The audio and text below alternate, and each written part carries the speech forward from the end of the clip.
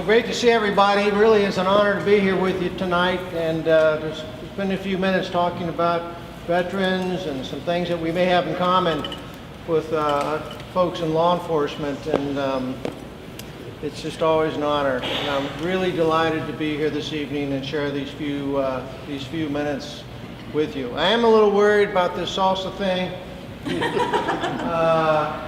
because you know, when I get home at night, I may have to play a little dodgeball this evening when I get home. Debbie will say, well, how was your day? What did you do? You know, kind of thing. And I'll have to go, it was fine. And she generally won't accept that, you know. She'll follow me around the house a little bit, and you gotta give me more than that.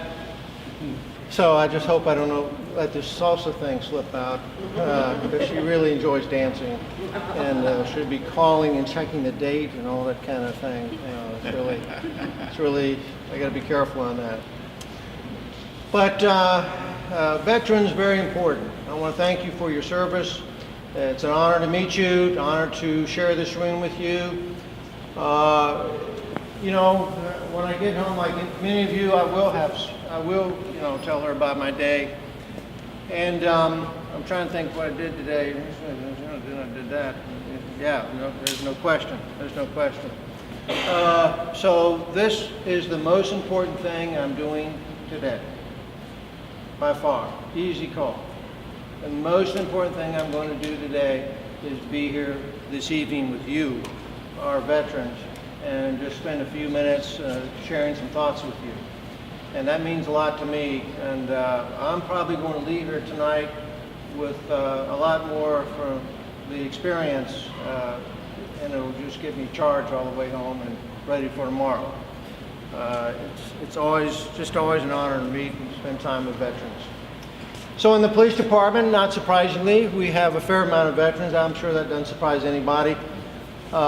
We have a lot in common with the military, you know, policing, military.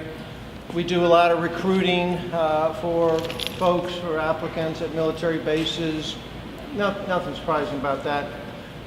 And we have a fair number of, you know, veterans serving on the police department from all services, and we put out a newsletter every now and again about those folks and give some background on who they are and show their photographs when they're in the service and their photograph, you know, in the police department. It's a lot of fun. Everybody enjoys that, and it's very meaningful to the police department.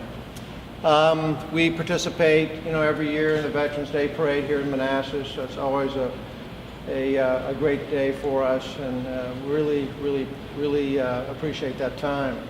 So listening to the mission or the goal of the Northern Virginia Veterans Association really resonated with me.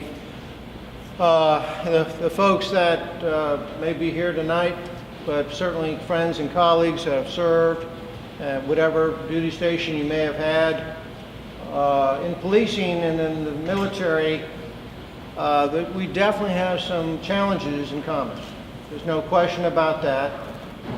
Policing in America over the last 4, 5, 6 years has become more complex than ever.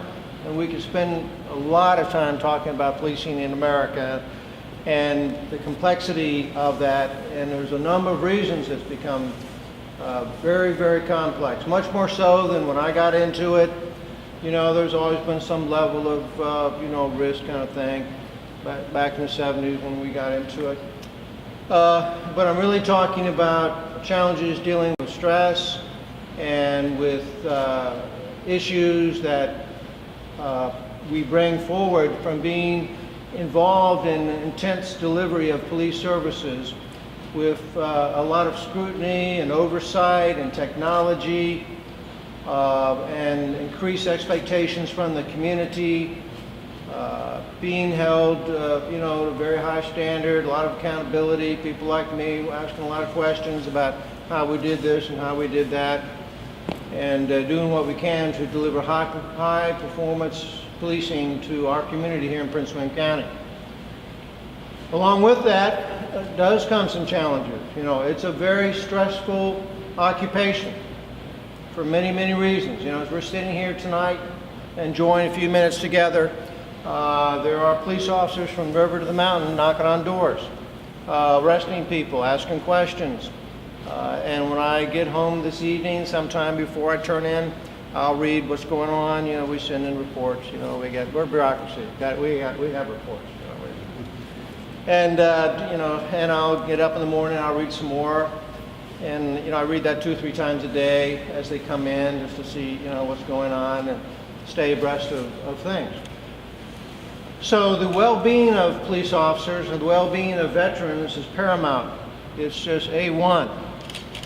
We have people who have been injured and people who have retired in disability.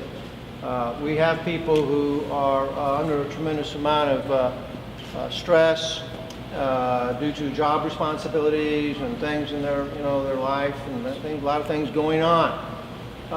Suicide is very prevalent in policing, just as it is in veterans organizations or in the military.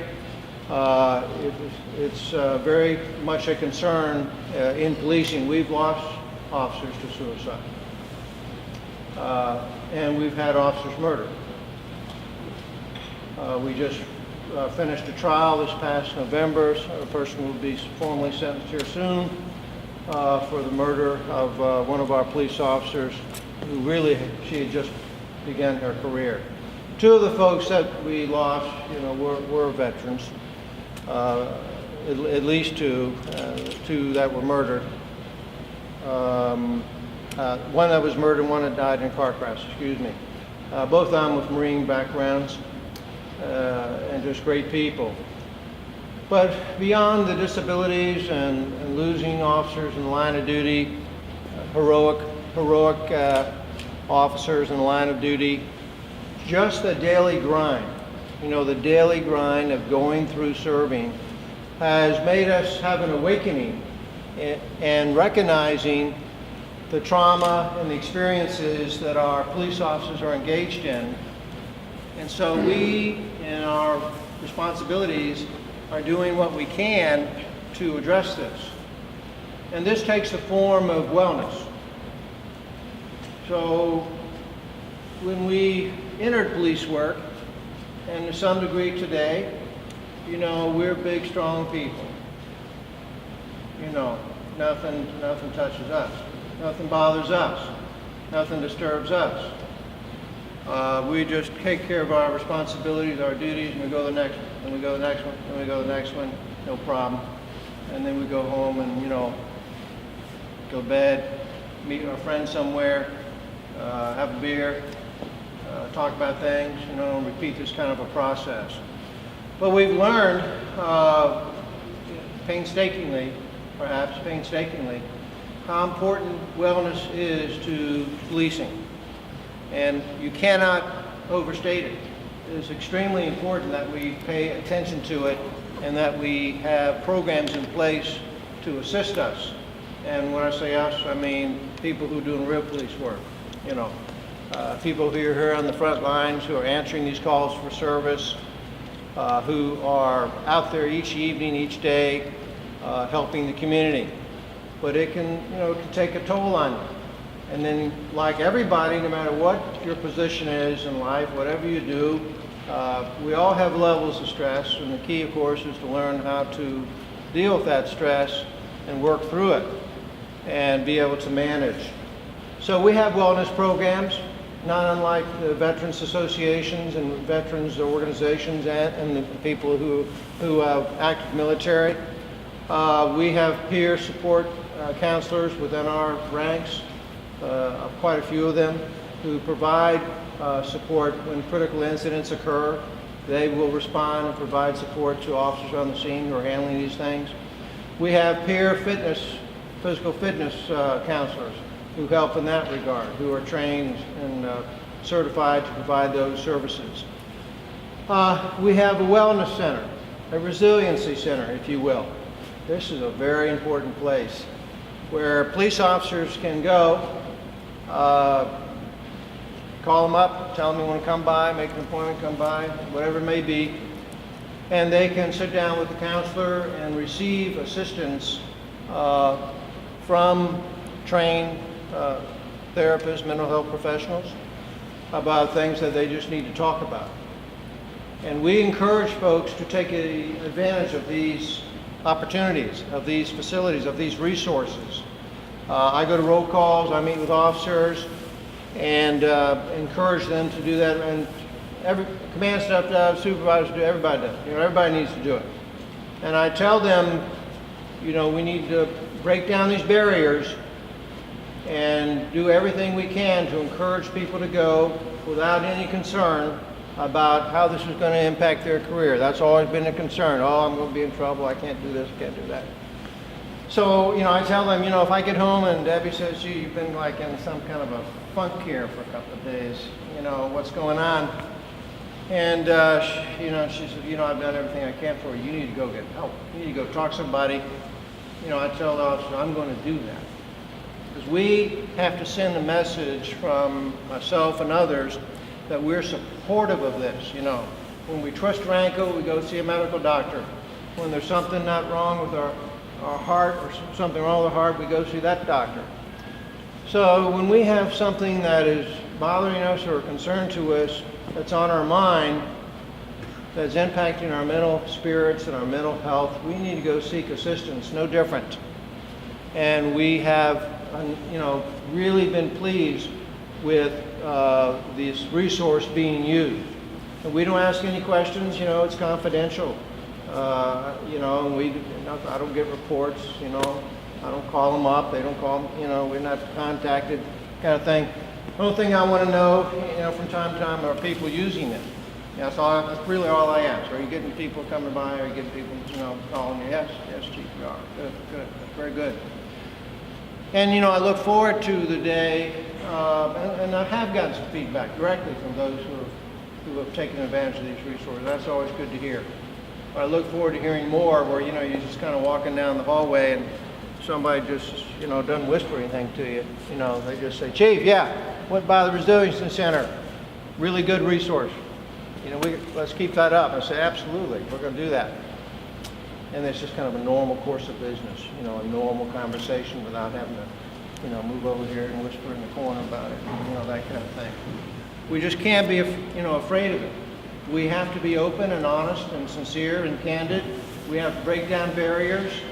People can't be worried about their what may happen to them and be, concerned about any of that. We just want people to be healthy and to be well. And if this helps them achieve that, which we believe it does, then that, of course, is a real positive, a real positive. So we put on wellness programs throughout the year. Some of them voluntary, here it is, you can go participate in this kind of wellness. And we look at the universal, mental health, the spiritual kind of thing, mental health, like just as I've described. Our physical fitness, very important. Financial well-being. We have a seminar coming up very soon about financial well-being. And, sometimes these are programs where folks are encouraged to attend, and sometimes there may be programs where BB has directed they shall attend, And sometimes it's just, you need to do that. And tell folks that, you will appear, and of course I go. I make sure, we're all going to do this together. And it's just important. So wellness, taking care of people, understanding the dynamics that are in policing today, I suspect are not unlike the dynamics that are in the military or issues and challenges that veterans are dealing with. I think there's a lot of commonality there, and that we share a lot of perspective in that regard.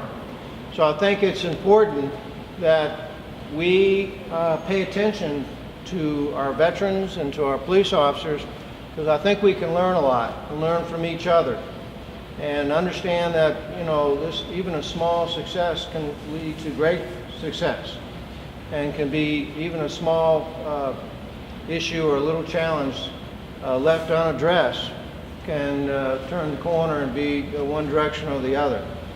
So wellness and the well-being of our staff is really, really important today in policing here in Prince William County, but really leadership around America, is recognizing this, and we're doing what we can to put more resources into that and understanding the challenges that folks have. I mean, who doesn't have some level of concerns or stress in their life? And then what we want to do is have people who are delivering police services to be focused on what?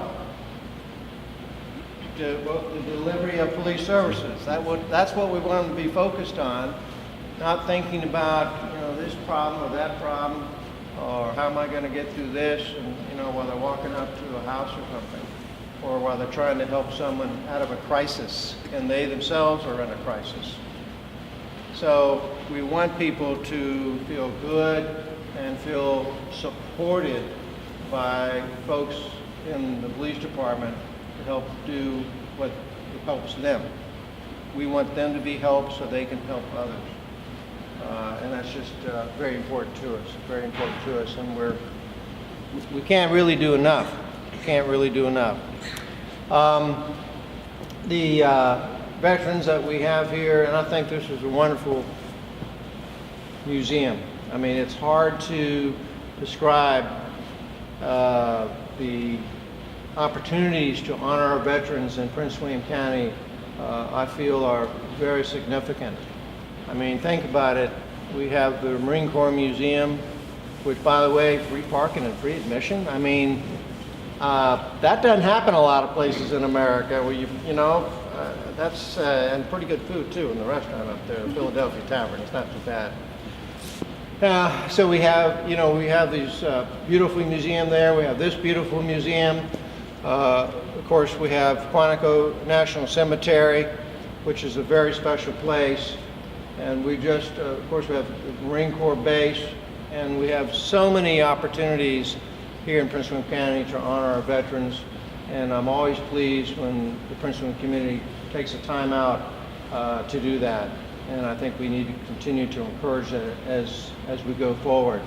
So, policing, military service, veterans, there's a lot of commonalities there in terms of some of the challenges and issues we face. But I tell you what's really cool is, we interview, and by the way, we take applications of people at any age, really. I just want you to know that. And we're always welcoming to get to know folks. But most of them are probably millennials, 21 to 30, somewhere in that age group. That's probably most of who we hire, the age group. But we have people that come on board, second careers, people who've left the military after a career in the military, retired honorably from the military after 20 or 30 years and come join us, and they're great people. But one thing that, I interview them, I talk with them, I meet with them, I discuss our values with them all. Values that are not uncommon to you about honor and integrity and service. And I talk about fair and impartial policing. And I talk about treating all people with dignity and respect. And when I say I talk to them, I tell them in very clear terms, this is the expectation. This is how we do policing in Prince William County. And they're very excited and they're very enthusiastic. First of all, they got a job, so that's kind of neat, right? They really want me to be quiet so they can go make all their phone calls. But they got to listen to me for a few minutes. But it's just so nice that they come for the right reasons. Those are the people we're looking for who have that passion to serve. And who want to make a difference. And as they go through their training, I stop by and see them every now and again. Probably not enough, but we do what we can. But I talk to them a lot toward the conclusion of their training, and then of course their graduation. And I share with them something that I know is true in the military. These are folks that I'm confident they're successful, they're going to be graduating, they're going to be working the streets in Prince William County in a blue and white car here shortly.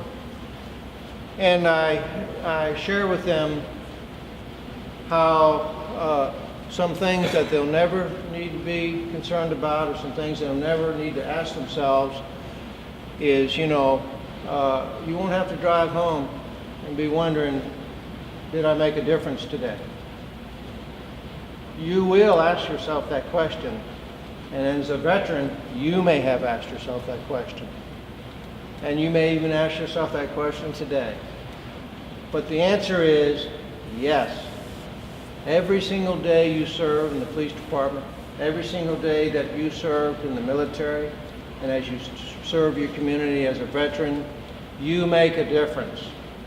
It isn't always the kind of thing that is noticed or observed, but people know it, and in your heart, you know it.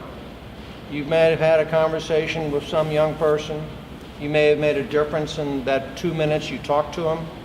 You may have helped someone with a disability or someone who's elderly. You may have done some things that help someone, maybe even a stranger. A nice gesture, helping someone achieve something. We get comments about our police officers daily. I get emails, phone calls, all kinds of social media messages. I want to thank Officer X. Sometimes they don't know the name. I can't remember. I didn't get the officer's name. I'm so sorry. And we'll track that down, of course, and make sure they appreciate the thank you.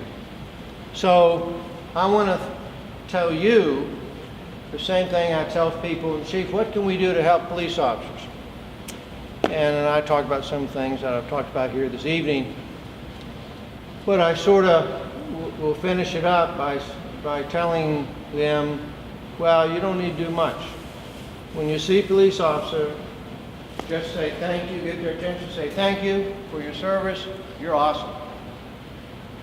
And of course, they're very professional. They're not going to jump up and down, and thank you for that. But as they walk away, they're going to feel good about that because they're human beings. And when you see them in the 7-Eleven, washing their hands, using the facility, getting a cup of coffee, they may have just left the station. That's true. They may have just left a crisis situation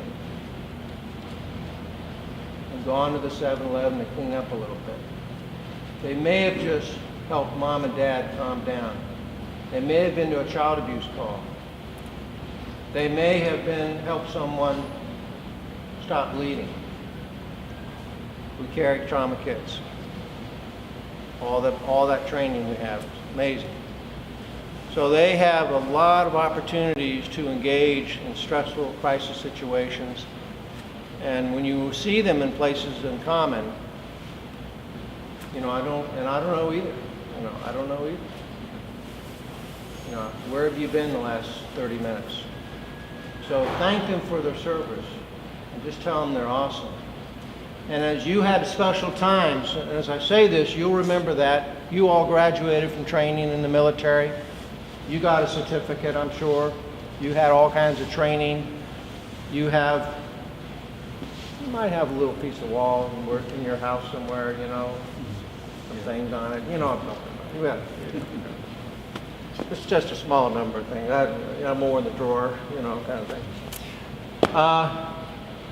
So we have two special moments, and I'm sharing this with you because I know you had special moments as a veteran in your training, when your commanders recognized you, when you did something honorable, commendable, and important, and helped the critical mission go forward. Whether it was filling up a truck or saving somebody. Whatever you did, you had special moments. So two of our special moments are graduation when you're starting your career. Is one, someone in your family is selected by the recruit / officer to pin their badge on them. I don't do that. They select someone they love and trust and know, pin that badge on them as they begin their career. That is a very special moment. And another special moment is after they have that badge, they raise their hand And I know every single person in here raised their right hand and took an oath to support and uphold the United States Constitution. Well, officers take that same oath. They take an oath to become a police officer, and they do so in swearing to uphold and support the United States Constitution. That's who we work for. We work for that Constitution. That's who you guys work for. You work for America. We work for America, and we work for our communities. I appreciate your service. I'm honored to be here tonight. Thank you very much. Well, good evening. So what you should know about all that is that my wife is like, look, man, you volunteer way too much and you need to get a job. No, seriously, I really, I thank her for allowing me to do what I do, which is a lot of volunteering, because there's a quote that I live by, and that is, they live well that will outlive themselves. They live well. Did I say that right? They live well that will outlive themselves. Yes. And so what I love about that quote is, I think it sets a triangle for what these three organizations here do. You know, Nova Veterans Association, definitely the police department, and definitely the fire department, because there's a parallel there that is all about helping others. And those others that we're here to talk about tonight are the veterans. And so there's two things I want to talk to you about. One is why I do what I do, or how I get there, and then the second is why I do what I do. So how did I get to doing what I do, and then why that is. So how I got here was after a long, extensive 23 years in the Army and going through all these leadership roles and learning and really seeing and recognizing that I'm really good at this leadership thing. I made it to the top, and then I had to retire. And you know, retirement is the greatest probably form of post-traumatic stress you could ever experience. No joke. So my first year out was what I would call my lost and confused year. And then about 3 years out, I got a little angry, pun intended, get it? Angry, right? So by the third year, I was really angry at the fact that things out on the outside weren't what I know on the inside. So the culture of the military and that esprit de corps and that teamwork and that camaraderie, I wasn't really seeing out here, because, and it's not that it wasn't there, it's just not the version of what I'm used to. So it took me about 7 years into this to really get a grasp of this different model. So while it's not necessarily what I knew in the military, it's not necessarily a bad thing, it's just that it took me some getting used to. And so I share that with my vets, because I recognize that when I had finally found my way, that a lot of vets really, there's a word that kind of roots us all together, and that word is purpose. And so I found my purpose in my fire department, right? So inside of my fire department, there were two things I was seeing, internally and externally. Internally, I was seeing the vet that we talk about. So in my 4 stations of Dale City volunteer, we have about a 10% population of veterans. And I never knew they were real vets, because of course they've been out way longer than me, so they had already kind of transitioned, if you will. And they had kind of got into the, you know, the world of civilian, as we call it, right? So one of the gentlemen was a Vietnam vet. And so in talking, we got to, you know, listen, I got to really, you know, understand, like, wow, you know, and the same reason he was here that many years ago and joined the department was the same reason I came here, you know, this new day and age. And so a lot of the other folks were a little bit younger, right? So they just went into these whole different transitions of the military and different eras of different campaigns that we had, and I realized, wow, so the population I have in the military, in the fire department, is this.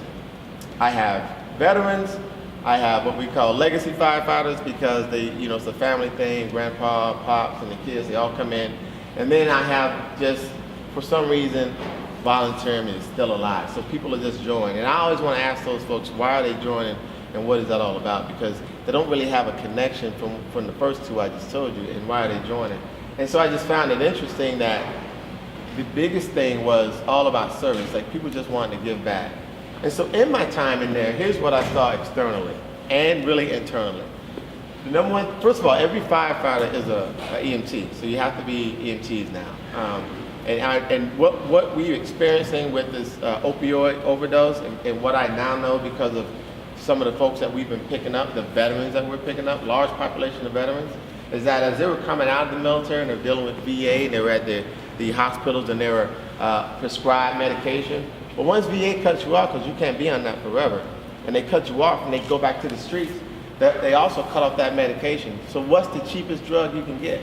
A $5 piece of heroin, right? And so these guys are just taking this heroin to get their minds back out of whatever that pain is, and then we're finding them on the streets. And then there's so much of that going on that's really a problem. So why did I eventually come to Angela and Nova Veterans? Well, let's just talk about her for a second. When I first retired, I heard about the organization, and then I kept seeing her everywhere. And then we started, exchanging emails to kind of get together. And then about 6 years into my fire department, about 7 years in, I just finally reached out. We got together, we connected, and I said, how can I help? What can I do? And then as I was on the Board of Veteran Services, this is my 3rd year now on that board. And what that board does is go out and look at all the veteran organizations that are doing things in the state of Virginia. How can we improve them, or how can we find different campaigns or ideas that are going on and mold those into a state level program funded to actually do better things? How can we do that? So I love being on that board because I get to look at different things. And then I love being a volunteer with this organization because, let's just face it, I can't get enough of volunteering, right? It's very clear. So I'm really happy to be there. And I want to share 2 stories. So two very similar stories that really hit home for me was one in the Army, and these are suicide stories.